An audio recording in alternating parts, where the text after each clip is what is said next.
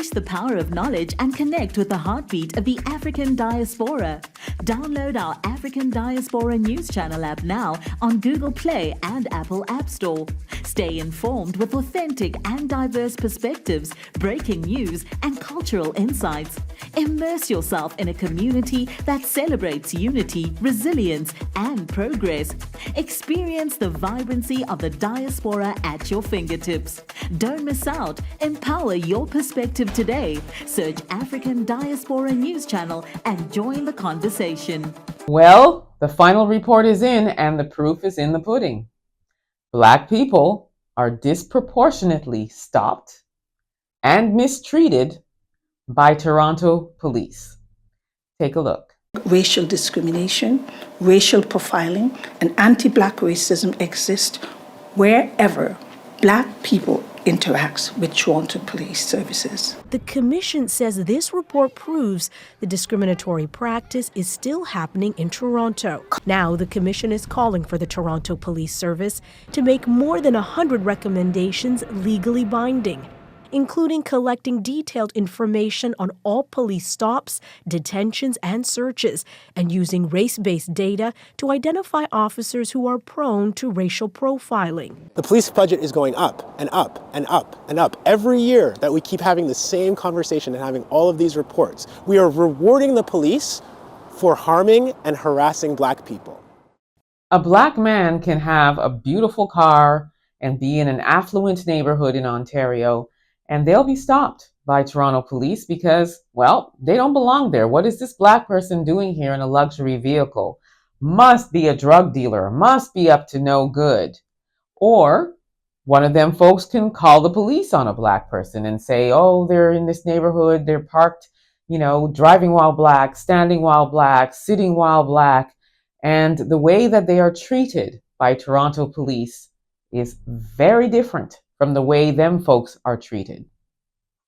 I'm going to play a video of one of them folks who mowed down a group of people in Toronto, killing 8, and look at the way that the police officer dealt with this person.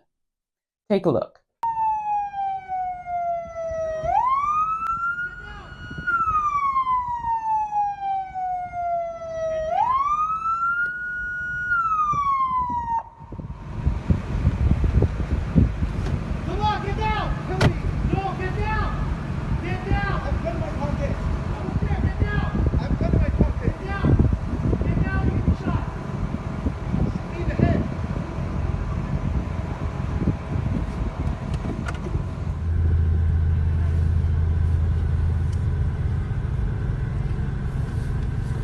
Guys, get down.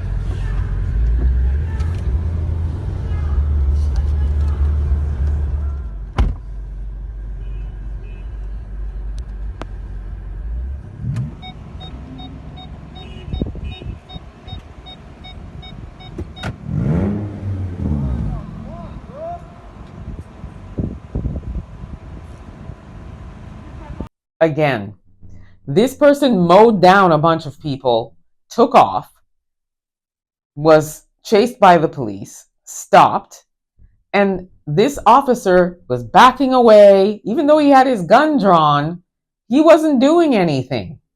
And this person who mowed down all of these people also had some sort of weapon and, was coming at the police officer, drew the weapon. And each time it looked as though the police officer was backing up and telling him to drop the weapon. And then in the end, it was a very peaceful arrest. Now, what if that was a Black person? How do you think that would have turned out? He would have been on the ground long before he even had the opportunity to pull something out, leave alone be coming at the officer. Now I'm going to play a video of a brother who was in distress, and he was on one of the Toronto subways. And when the police showed up, watch the way he was treated. I know, me too. Commuters on a stopped subway train look on as an individual who is barefoot is seated and shouting. It's unclear what the person is saying, but the video seemingly shows they are then grabbed by the ankles and pulled to the ground by police. At least 5 uniformed police officers can be seen in the footage. One then appears to kick the individual 3 times while on the ground. Another officer appears to then intervene, saying, "Stop, that's enough." So this was a Black person who was obviously in some sort of mental distress. He's barefoot, he's on the subway, he's shouting, he's clearly something's wrong with him. He didn't just mow down a bunch of people and kill them and draw a weapon on the police officers. But look how he was dragged, kicked, to the point where even one of the other police officers, who's one of them folks, was telling the police officer to stop.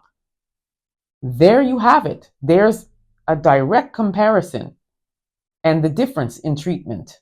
Now, do I think anything is going to change with all of these initiatives that they're demanding and making legal? Probably not, because there's always going to be these police officers out here. And whether or not they have body cams, it doesn't change. They lie. They will say things that didn't happen. They will accuse our brothers and sisters of doing things they didn't do, which is why it resulted in them being harmed. They are mistaken for somebody that they're looking for and mistreated.